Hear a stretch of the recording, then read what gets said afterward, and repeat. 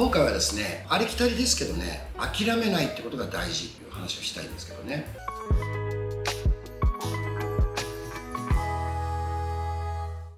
松下幸之助さんでも、成功とは成功するまで続けることだって言いますよね。結局どんな状況でもギブアップせずに頑張って今を築いた人がすごく多いんですよ。普通ならこれギブアップするだろうなっていうところでも、そこから自分が活路を見出してやっていくんですよね。それは経営の方で言うと選択と集中っていうんですけどね。選択っていうのは選ぶっていう、セレクトする、何かこれって決めたらそれに集中して頑張るっていうのが選択と集中っていうことで、よく経営でもよく、話題になったり活用したり、一番有名な例で言うとゼネラルエレクトロニック社 GE っていう会社ですね。大きな会社、そこのジャック・ウェルチっていう方がですね、社長になった時に選択と集中、電化製品の会社だったんですね。たくさんあったと。でも結局例えば冷蔵庫なら冷蔵庫、扇風機なら扇風機、業界で一番の商品のところだけに残して、あと2位3位以下のものは全部他の会社に譲ってしまって、自分たちが得意っていう商品だけに絞って集中して売ったら、世界一の会社になったっていう、有名な例ですね。たくさんのものに分散するよりも少ないものに集中してやった方がいいっていう、そういうことなんですけどね。諦めないっていうのは、そういう何か活路を見出さないと、ただ痩せ我慢じゃ意味ないからですね。そんな中でですね、僕このシリーズで今からたくさん紹介したい人がいっぱいいるんですけどね、今日はその中の一人の人を紹介したいなと思うんですけども、僕が日本中で尊敬している人が何人かいて、その中の一人にですね、福井県の方にですね、武生っていうところにですね、あるタバコ屋さんがあるんですよ。でそのタバコ屋さんがすごい人なんですよ。僕会った中でね、このネバーギブアップでいうとこの人が一番じゃないかなと思うんですけどね。それはね、こうなんですよ。その昔自分のお家はおじいちゃんの代からずっと続いてるタバコ屋さんで、その地域でいうと何軒かあったんでしょうね。8軒とか10軒とかタバコ屋さんが。でも今ありませんよね、ほとんどタバコ屋さんって。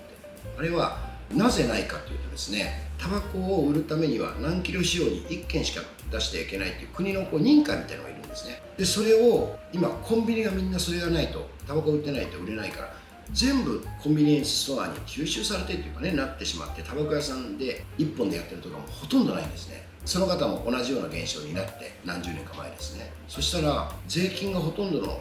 商品なんで、タバコってだから利益率も低いわけですよ。1個売って何十%も利益がないわけですよね。それだけでも苦しいのに、自分の近くでタバコ屋さんやってた人がみんなコンビニになったそうなんですよ。もうそこで普通ギブアップしません？もうちょっと利益率もないし。でもその方はですね、悔しいからコンビニになったところをね、毎日偵察に行ってたらしいんですよ。いつも見に行ってたらね、はっと気づいたっちゃうんですよ。何に気づいたと思います？コンビニエンスストアって売れてるタバコしか置いてないって気づいたって言うんですよ。あまり売れないタバコはね、削除していくみたいで、売れてるタバコしか売ってないと。その方はですね、ちょっとクレイジーっていうか、普通そうならないんだと思うんですけどね。ではうちはコンビニで売ってないタバコをそれよと、そして商売やっていこうと思ったって言うんですよ。そこがすごいですよね。もう真っ暗闇から光を見出すような感じですよね。現にその方は世界中のタバコを集めて、でタバコ屋さんを始めたんですよ。そうするとどうでしょう、お客さんいっぱい来るんですよね。インドのタバコとか、そのベトナムのタバコとか、世界中のタバコがあるんで、そんなの売ってるとこないんですよね。しまいにはちょうど富裕層の方がみんなシガーが好きで、シガー葉巻ですよね。あれって男の嗜好品っていうかね、成功した方が大好きで、だから有名なホテルの大体最上階にはシガーバーがあったりするじゃないですか、有名なホテルね。でそのシガーも置くようになって、だからもうタバコ屋さんなのにお客さんいっぱいなんですよ。窓口だけのタバコ屋さんってできないんですよ。お店の中に入れるようになってて、で僕出会って15年と言わないな、ずいぶん前ですね、見に行って感動したんですよ。何がすごいってね、その本人の方と奥様お二人が明るいんですよ。明るいというか笑顔が良くてね、苦労してるように全然見えないんです。楽しそうなんですよ。もうタバコの話させたらもう何時間でも話してるんですよ。でその方がね、それで乗り切ったと思いきや、そういう簡単にはいかないんですね。そうやってもなんか苦しいと。そうするとどんなタバコも売ってるっていう特徴が出たもんだから、近くの歓楽街のスナックとかありますね。歓楽街、そういうお店、そういうところからね、毎日電話で注文があるようになったんですよ。あそこだったら絶対あるだろうっていう、タバコはね、あるものを買うっていうよりもあそこだったらあるだろうということで注文がいっぱい来るようになって、夕方には自転車にもう乗り切らないぐらいのタバコを配達して、それで売り上げも上がったっていうんですよ。それで終わらないんですよ、そういう人は。そしたらね、今度はですね、タバコを吸う人だけが入れるカフェがないと。今それを俺が作ってやろうと。タバコを好きな人のために俺はタバコを吸う人しか入れないカフェを作ろうっていうんで、そのタバコ屋さんの横に土地があって、そこにカフェを作ったんですよ。そしたらね、来るんですよ、またこれが。だってタバコを堂々とこう吸えるとことかないからですね。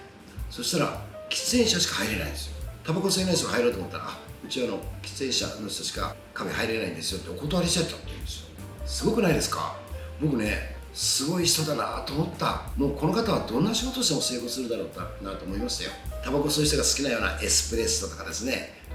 強い濃いコーヒーが置いてあったり、酸味もちょっとこうグッとくるような酸味のあるコーヒーを置いてたりするんですよ。で、食べるものもデザートもタバコ吸う人が好きそうなスパイスの効いたカレーであるとか、スイーツもやっぱりアイスに必ずエスプレッソみたいなのが乗ってるような、その人たちが好きそうなやつを揃える。タバコ吸う人は新聞が好きって思われたから、全部の新聞を置いてるんですよ。全写真の新聞を。それをこう見ながらゆっくりタバコ吸ってコーヒー飲める。それでまたお客さん増えてるんですよ。で、終わらないんですよ。これまた3年ぐらいだったか4年ぐらい前だったか、また電話かかってきて、久保さん面白いこと始めたんだよって、どうしたんですかって言ったら、カフェが今度バーも夜の営業も始めたんで。そうなんですかって。いや、遊びおいでって言われて遊び行ったんですよ、楽しみに。素晴らしい笑顔なんですよ、お二人とも。